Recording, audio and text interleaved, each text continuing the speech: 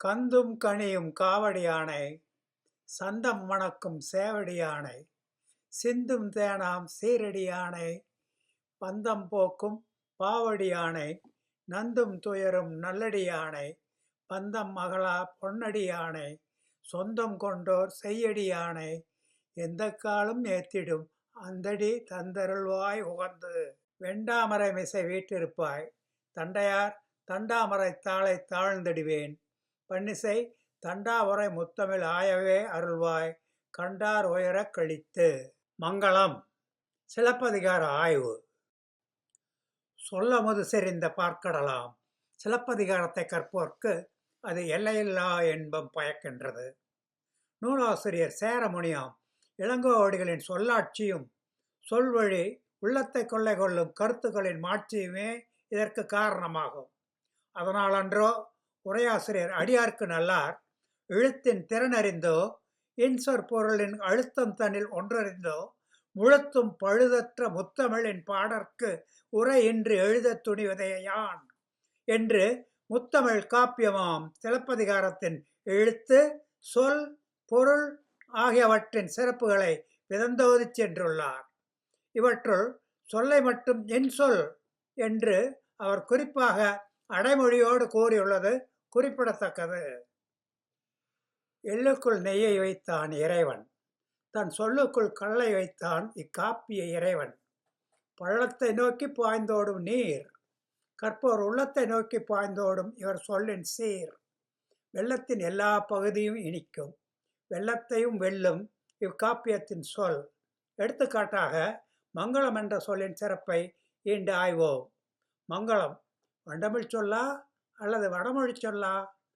மங்களம் என்ற சொல் வண்டமிழ் சொல்லா அல்லது வடமொழி சொல்லா என்ற வினாவிற்கு முதலில் விடை காண வேண்டியுள்ளது. சிலப்பதிகாரத்தை ஆங்கிலத்தில் அருமையாக மொழிபெயர்த்து சிலப்பதிகாரம் என்ற தலைப்பில் நூல் யாத்துள்ள பேராசிரியர் வி.ஆர். ராமச்சந்திர தீட்சிதர் அந்நூலின் பிற்சேர்க்கை ஒன்றில் சமற்கிருத சொற்களின் பயன்பாட்டின் அளவை வைத்து காப்பியத்தின் காலத்தினை கிபி 2ஆம் நூற்றாண்டு என்று கணித்துள்ளார். அதில் அந்திமால சிறப்புச்சை காதையில் 32 சொற்கள் வடமொழி சொற்கள் என்று அவர் காட்டியுள்ளார்.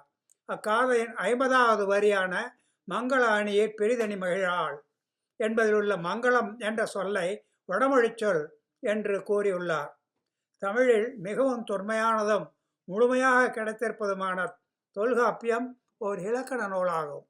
அது பண்டைய தமிழர்தம் உலக வழக்கு, செய்யுள் வழக்கு ஆகியவற்றில் எழுத்து, சொல், பொருள் ஆகியவற்றை ஆராய்ந்து முந்து நூல் கண்டு முறைப்பட எண்ணி வடமொழி தாக்கத்திற்கு மயங்கா மரபின் எழுத்து முறை காட்டி நிலந்தரு திருவிற்பாண்டியன் என்ற பாண்டிய மன்னனின் அவையில் அதங்கோட்டு ஆசான் என்ற அறிஞன் முன்னிலையில் முந்து நூல்களில் ஒன்றான ஐந்திரம் நிறைந்த தொல்காப்பியன் செப்பிய இலக்கண நூலாகும். இதன் காலம் பற்றி பல்வேறு அறிஞர்கள் வெவ்வேறு காலங்களை கோரியுள்ளனர். தொல்காப்பியத்தை இயற்றியவர் அகத்தியரே என்றும் அந்த அகத்தியரையே தொல்காப்பியர் என வழங்கினர் எனவும், தொல்காப்பியர் காலம் கிமு 7000, எப்படியும் ஏறக்குறைய 10,676ஆம் ஆண்டில் தொல்காப்பியம் தோன்றியிருக்க வேண்டும் என்று பொள்ளாச்சி மகாலிங்கம் கூறுகின்றார். பேராசிரியர் மு. ராமலிங்கம், பகீரதன் ஆகிய இருவரும் பொள்ளாச்சி மகாலிங்கம் காலத்தை கொண்டவர். கிமு 3000 ஆண்டு என்று தனித்தமிழ் தந்தை மறைமலை அடிகளாரும், வெள்ளை வாரணனார் கிமு 5000 என்றும், பேராசிரியர் கிமு 5ஆம் நூற்றாண்டு என்றும், பாவே மாணிக்க நாயக்கர் கிமு 3000 என்றும், காசு பிள்ளை கிமு 2000 என்றும், நாவலர் சோமசுந்தர பாரதியார் கிமு 1000 என்றும், தேவநேய பாவாணர் கிமு 6ஆம் நூற்றாண்டு என்றும், வி.ஆர். தீட்சிதர் கிமு 5ஆம் நூற்றாண்டு என்றும், எம். சீனிவாச ஐயங்கார் 4ஆம் நூற்றாண்டு என்றும், பி.டி. சீனிவாச ஐயங்கார் கிபி 1-2ஆம் நூற்றாண்டு என்றும், பேராசிரியர் வையாபுரி பிள்ளை கிபி 4ஆம் அல்லது 5ஆம் நூற்றாண்டு என்றும் ஒவ்வொருவரும் ஒவ்வொரு ஆண்டை குறிப்பிட்டாலும் வெள்ளை வாரணனார் கிமு 5000 ஆண்டை ஏற்றுக்கொண்டு இன்று ஏறக்குறைய 7000 ஆண்டுகள் என்பதனை உறுதி செய்யலாம் என்று தொல்காப்பியம் பொருளதிகாரம் இளம்பூரணர் உரை முதற் பதிப்பு மே 2005 சாரதா பதிப்பு வெளியிட்ட நூலில் கூறப்பட்டுள்ளது. தொல்காப்பியம் கிமு 1500 எழுதப்பட்டிருக்கலாம் என்று பாதுகாப்பாக நாம் முடிக்கலாம். பேராசிரியர் ராமசாமி, ரைசிங்சன், ஆங்கில வார ஏடு, சனிக்கிழமை 28 ஜனவரி 2012. சில அறிஞர்களால் சூரியன், தீ, சந்திரன் என்று பொருள் கூறப்பட்ட கொடிநிலை, கந்தழி, வள்ளி ஆகியவற்றின் வணக்கம் பழந்தமிழ்நாட்டில் பரவி இருந்தது என்பார் எஸ். இலக்குவனார். தொல்காப்பியத்தில் கூறப்படும் இம்மூன்றையும் குறிக்கும் முத்திரைகள் சிந்து சமவெளியில் கண்டெடுக்கப்பட்டுள்ளன. எனவே தொல்காப்பியம் சிந்து சமவெளி நாகரிகத்தின் இறுதி காலத்தை, அதாவது 1500 BC-யை சார்ந்தது என்பார் கே. நெடுஞ்செழியன். சிலப்பதிகாரம் கிபி 2ஆம் நூற்றாண்டில் இளங்கோவடிகளால் எழுதப்பட்ட முத்தமிழ் காப்பியம் என்பது அறிஞர் பலரால் ஏற்கப்பட்டதாகும். அந்நூலுக்கு உரை தந்த அடியார்க்கு நல்லார் இவ்வியலிசை நாடக பொருட்டுடன் நிலை செயலே அடிகள் செய்கின்ற காலத்து இயற்றமிழ் நூல் தொல்காப்பியம் ஆதலானும், பிறர் கூறிய நூல்கள் நிரம்பா இலக்கணத்தன ஆதலானும், அந்நூலின் முடிவே இதற்கு முடிவென்று உணர்க என்று தன் உரையை தொடங்குகிறார். இதனால் தொல்காப்பியம் கிபி 2ஆம் நூற்றாண்டுக்கு முற்பட்டது என்பது பெறப்படுகிறது. கிபி 1ஆம் நூற்றாண்டு வரை வேறு இலக்கண நூல்கள் தோன்றியதாக தெரியவில்லை. எனவே நெடுஞ்செழியன் கூற்றுப்படி தொல்காப்பியம் கிமு 1500 சார்ந்தது எனலாம். காலம் எதுவாக இருப்பினும் தொல்காப்பியத்தின் தொன்மையை எவரும் மறுக்கவியலாது. அத்தகைய தொன்மை வாய்ந்த தொல்காப்பியத்தில் மங்களம் என்ற சொல் பயன்படுத்தப்பட்டுள்ளது. உழிஞை திரைகளில் ஒன்றான இகன்மதிர் குடுமி கொண்ட மண்ணு மங்களம் என்ற துறை கூறப்பட்டுள்ளது. இது மதிர்போரில் வென்ற அரசன் இறந்தவனின் முடி, அணி முதலியவற்றை கொன்று இறந்தவன் பெயரால் முடி புனைந்து நீராடுதலை குறிக்கும் துறையாகும். பாடான் துறைகளில் சிலவற்றை கூறும் பொழுது தொல்காப்பியர் பிறந்த நாள்வையின் பெருமங்கலமும், சிறந்த சீர்த்தி மண்ணு மங்களமும், மானார் சுட்டிய வாழ் மங்களமும், மண்ணையில் அழித்த மண்ணு மங்களமும் என்று அக்கால மன்னர்கள் கொண்டாடிய விழாக்களை குறிப்பிடுகிறார். ஆண்டுதோறும் அரசன் பிறந்தநாள் விழா கொண்டாடுதல் பெருமங்கலம் எனப்பட்டது. ஆண்டுதோறும் முடிவுணையும் போது புண்ணிய நீராடுதல் மண்ணு மங்களம் எனப்பட்டது. பகைவர்களை கருத்தில் கொண்டு வாழை கொண்டாடும் விழா வாழ்மங்கலம் எனப்பட்டது. பகைவர்களை அழித்து முடிசூடுவது மண்ணு மங்களம் எனப்பட்டது. இவ்விழாக்கள் அன்றாடம் கொண்டாடப்பட்டவை அல்ல. ஆண்டுக்கு ஒரு முறையோ, பகைவரை எதிர்கொள்வதற்கு முன்னரோ அல்லது பகைவரை அழித்து அவர்கள் மதிலை கை கொண்ட பின்னரோ விழாக்கள் கொண்டாடப்பட்டன. விழாக்கள் நன்மை என்ற பொருள்பட மங்களம் என்று அழைக்கப்பட்டன. மங்கள மொழியும் அவையல் மொழியும் மாறில் ஆண்மையின் சொல்லிய மொழியும் கூறிய மருங்கிற் கொள்ளும் என்பதில் மங்களம் என்ற சொல் மொழி என்ற சொல்லுக்கு அடைமொழியாக நன்மை என்ற பொருளில் வந்துள்ளதை காணலாம். மக்களிடையே மங்களம் என்ற சொல் நன்மை என்ற உயர்ந்த பொருளில் புழக்கத்தில் இருந்தது என்பதற்கு இந்த சூத்திரமே சான்று பகர்கிறது. மண்ணு மங்களம், பெருமங்கலம், வாழ் மங்களம் ஆகியவற்றில் அடைமொழி பெற்று நன்மை என்ற பொருளில் வந்த மங்களம் என்ற சொல் மங்கள மொழி என்ற விடத்து மொழி என்ற சொல்லுக்கு அடைமொழியாக அதே பொருளில் வந்துள்ளது கவனிக்கத்தக்கது. பண்பு பெயர் சொல்லாகவும் அடைமொழியாகவும் பழந்தமிழர் பயன்படுத்தி வந்த சொல் மங்களம் என்பதை அறியலாம். சமயம் மற்றும் கடவுட்கொள்கை ஆகியவற்றின் தாக்கம் இல்லாத காலம் அது. மன்னன் உயிர்த்தே மலர்தலை உலகம் என்று இருந்த காலம் அது. எனவேதான் மன்னன் எடுத்த விழாக்களை நன்மை என்று உயர்த்தி கூறி அதை மங்களம் என்ற சொல்லால் சுட்டினர். தொன்னூலாம் தொல்காப்பியத்தில் மங்களம் என்ற சொல் கூறப்பட்டுள்ளதால் அது தொல்காப்பியர் காலத்தது என்று கொள்ள வேண்டியதில்லை. தொல்காப்பியம் முந்து நூல் கண்டு முறைப்படியாக்கப்பட்டது. ஓர் இலக்கண நூல் தோன்றுவதற்கு முன் பல இலக்கியங்கள் தோன்றி அவற்றை நன்கு கற்ற ஒருவர் அவர் காலத்தில் மொழியின் நிலையை கூறி மொழிக்கு வரையறை வகுக்கவே இலக்கண நூலை யாப்பார். அத்தகைய நூலே முழுமையானதாய் மக்களிடையே நின்று நிலவும். ஒரு முழுமையான இலக்கண நூல் தோன்றி நீண்ட இடைவெளிக்கு பின்னர் ஏறத்தாழ குறைந்தது 1000 ஆண்டுகளுக்கு பின்னரே மற்றொரு முழுமையான இலக்கண நூல் தோன்றும். தொல்காப்பியம், நன்னூல் ஆகியவற்றுக்கிடையே 1000 ஆண்டுகளுக்கு மேலான கால இடைவெளி இருப்பதே இதற்கு சான்றாகும். தொல்காப்பியம் எழுத்து, சொல், பொருள் ஆகியவற்றை விரிவாகவும் முழுமையாகவும் விளக்குகிறது. அதன் பொருளதிகாரத்தில் பொருள், யாப்பு, அணி ஆகியவை விளக்கப்பட்டுள்ளன. நன்னூல் எழுத்து, சொல், பொருள், யாப்பு, அணி ஆகிய 5ஐயும் யாவரும் உணருமாறு யாக்கப்பட்டது. இதை அரும்பொருள் 5ஐயும் யாவரும் உணர என்ற சிறப்பு பாயிர வரியால் அறியலாம். ஆனால் நமக்கு இன்று எழுத்து, சொல் ஆகியவை மட்டுமே கிடைத்துள்ளன. இதேபோன்று தொல்காப்பியத்திற்கு முந்து நூல்கள் அதற்கு முன்னர் நீண்டகால இடைவெளியை பெற்றிருக்க வேண்டும். தொல்காப்பியர் அகத்தியரின் மாணவர் என்பர் அறிஞர். எனவே தொல்காப்பியமும் அகத்தியமும் குறுகிய கால இடைவெளியை பெற்றவை எனலாம்.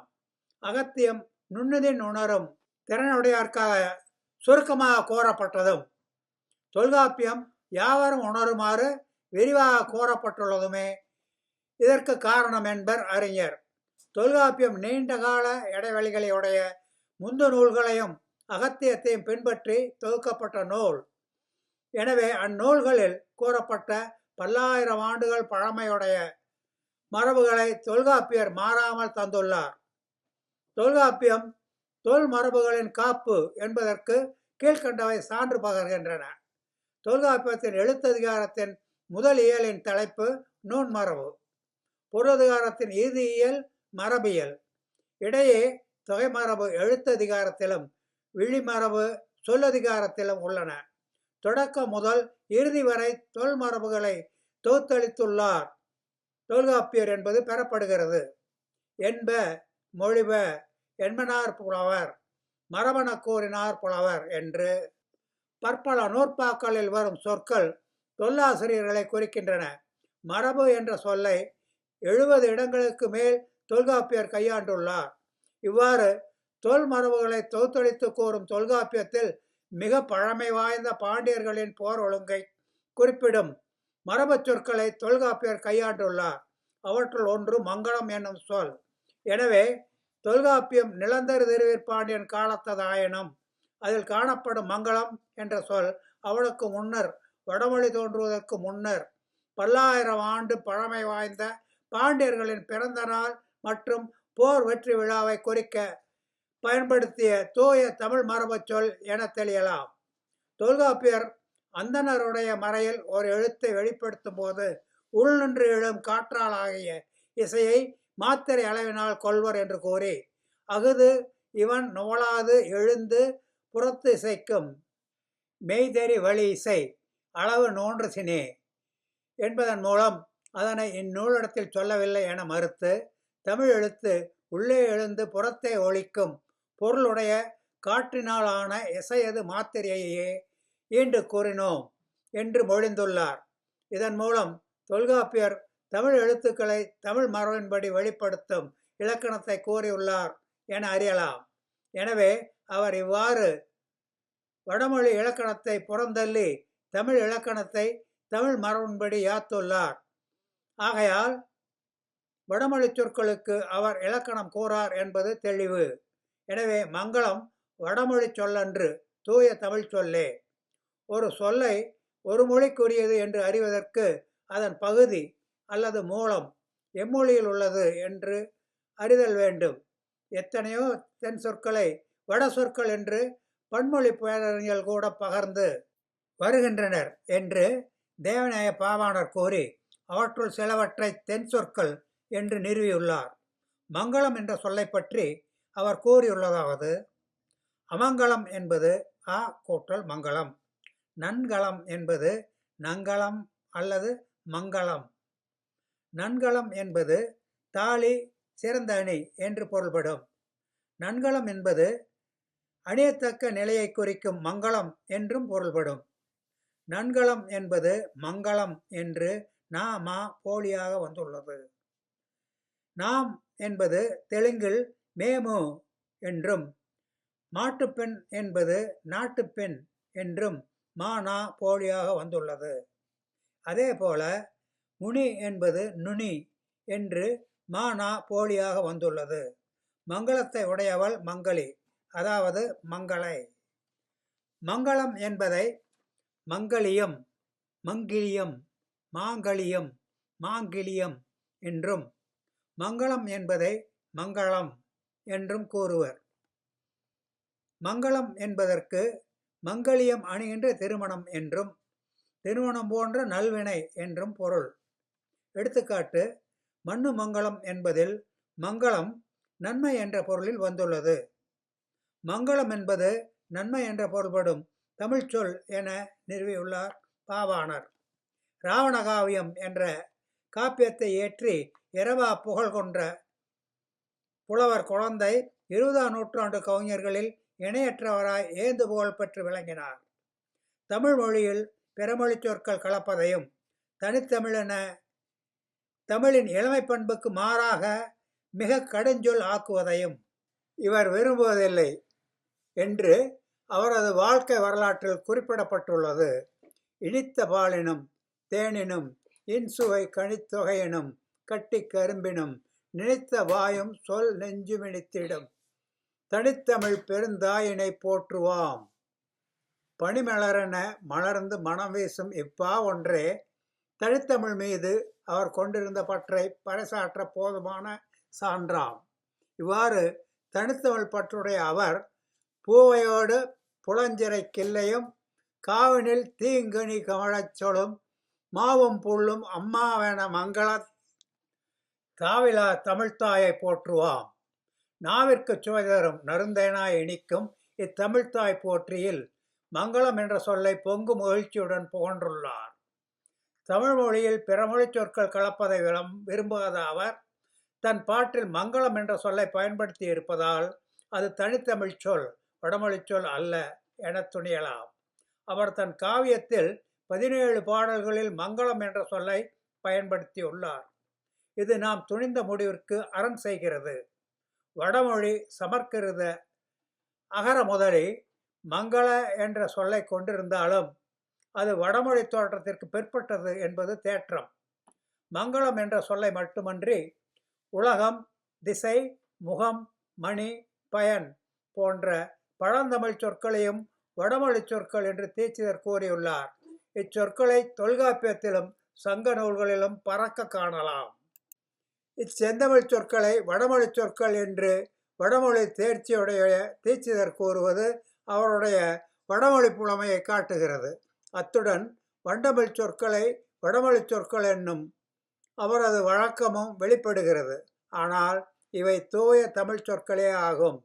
எனவே மங்களம் என்பது ஒரு வடமொழி சொல் என்று தீட்சிதர் கூறியது அவரது வடமொழி தேர்ச்சியை குறித்தாலும், மங்களம் வடமொழி தோற்றத்திற்கு முன்னரே பழங்கால பாண்டியர் காலத்திலிருந்து தமிழரிடையே நன்மை என்ற பொருளில் மரபு வழி வழங்கி வந்த தூய தமிழ் சொல் என்பதையும், தமிழிலிருந்து வடமொழி பெற்ற சொற்களில் இதுவும் ஒன்று என்பதையும் நன்கு அறியலாம்.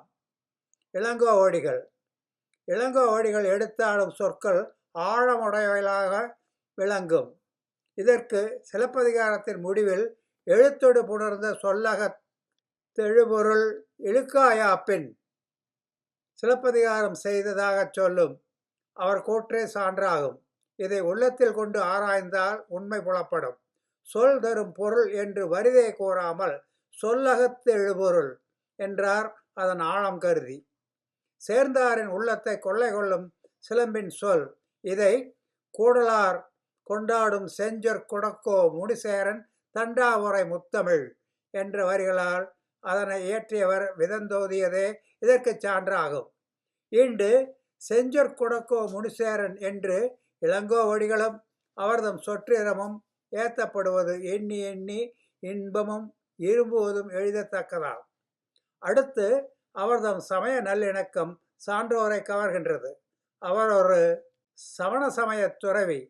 அதனால்தான் அவர் சூழ்வினை சிலம்பு காரணமாக ஒரு காப்பியம் இயற்றுவேன் என்று கூறிய போது உடனிருந்த மதுரை கூலவாணிகன் சாத்தனார் முடிகழு வேந்தர் மூவர்க்கும் உரியது அடிகள் நீரே அருள்க என்று அவருடைய பற்றற்ற மனதை உணர்ந்து கூறினார். அவ்வாறே மூவேந்தர்களையும் வேறுபாடின்றி அவர் புகழ்ந்து கூறியதோடு அமையாமல் ஒருபடி மேலே சென்று அன்றைய தமிழ் சமுதாயத்தில் நிலவிய சமயங்களையும் சமநிலையில் வைத்து எழுதினார்.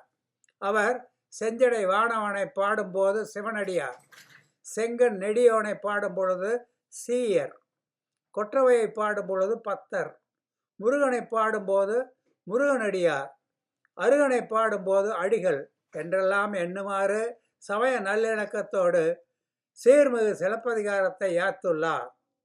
இளங்கோவடிகள் கண்ணகியை தெய்வமாக கருதினார். அவருடைய இந்த உயர் பண்புகளை கொண்டு நாம் தொடர்வோம். தமிழ் அகர முதலி மங்களம் என்ற சொல்லுக்கு பின்வருமாறு பொருள் தருகிறது.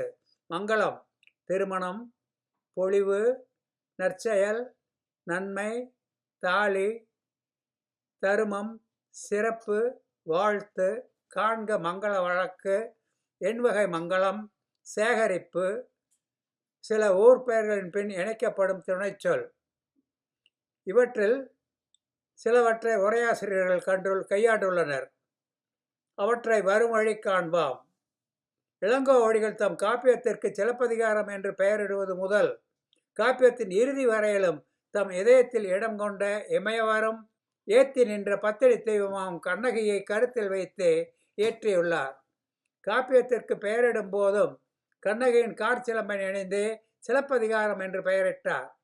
கோவலன் கண்ணகியின் நெற்றி, புருவம், இடை, கண்கள் ஆகியவற்றை முறையே சிவபெருமான் தலையில் சூடியுள்ள பிறை, மன்மதனின் கரும்புவில், தேவர்கோமானின் வச்சிராயுதம், அருமோகனின் வேல் ஆகியவற்றுடன் இணைத்து புகழ்ந்ததை கூறி இங்கு கண்ணகியை தொடக்கத்தில் இருந்தே அடிகள் தெய்வநிலை உடையவளாக நினைத்துள்ளதை காண முடிகிறது என்று முனைவர் சாவே சுப்பிரமணியன் குறிப்பிட்டுள்ளார்.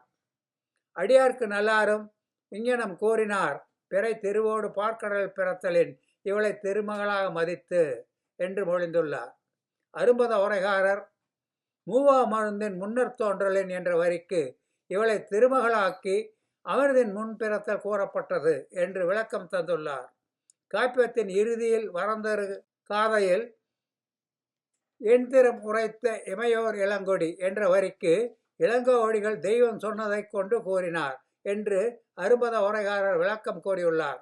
உரையாசிரியர்களின் இக்கூற்றுக்கள் இளங்கோவடிகள் தம் காப்பியத்தில் தொடக்க முதல் இறுதி வரை கண்ணகியை தெய்வமாக கருதினார் என்பதை உறுதி செய்கின்றன. இளங்கோவடிகள் சிலப்பதிகாரத்தில் பயன்படுத்தியுள்ள மங்களம் என்ற சொல்லையும் அதன் பொருளையும் காண்போம். மங்கள வாழ்த்து பாடல். இளங்கோ தன் இன்தமிழ் காப்பியத்தை மங்களம் என்ற எல்லோரையும் ஈர்க்கும் சொல்லை கொண்டு தொடங்குகிறார். மங்கள வாழ்த்து பாடல் என்ற தலைப்புடன் மாடத்து சித்திரமன்னன் என்று நம்மை மகிழ்கிறது சிலப்பதிகாரம். மங்கள வாழ்த்து என்பதற்கு கல்யாண வாழ்த்து என்று அரும்பத உரைகாரர் பொருள் தந்துள்ளார். அவர் மங்கள வாழ்த்து பாடலும் என்ற பதிக வரிக்கு அவர் மனத்தில் மகளிர் வாழ்த்துதலையுடைய பாடலும் மங்களம் கல்யாணம் என்பது அடியார்க்கு நல்லார் தரும் பொருளாகும். மனத்தில் மகளிர் வாழ்த்துதலையுடைய பாடலும் மங்களம் கல்யாணம் என்று நாம வேங்கடசாமி நாட்டார் அவரை பின்பற்றி பொருள் தந்துள்ளார். கோவலன் கண்ணகி திருமணத்தை மங்களமாகுக என்று வாழ்த்தி பாடுதல் என்று சாவே சுப்பிரமணியன் அவர்கள் பொருள் உரைத்துள்ளார். ஆனால் மங்கள வாழ்த்து என்பதற்கு நூலின் முதலில் அல்லது இறுதியில் செய்யப்படும் துதி என்று தமிழ் அகர முதலி மற்றொரு பொருளையும் தருகிறது. கண்ணகியை சாதாரண பெண்ணாக கொள்வோருக்கு அது திருமண வாழ்த்து. கண்ணகியை கற்பு கடம் போன்ற தெய்வமாக கொண்ட இளங்கோவடிகளுக்கோ அது கடவுள் வாழ்த்து.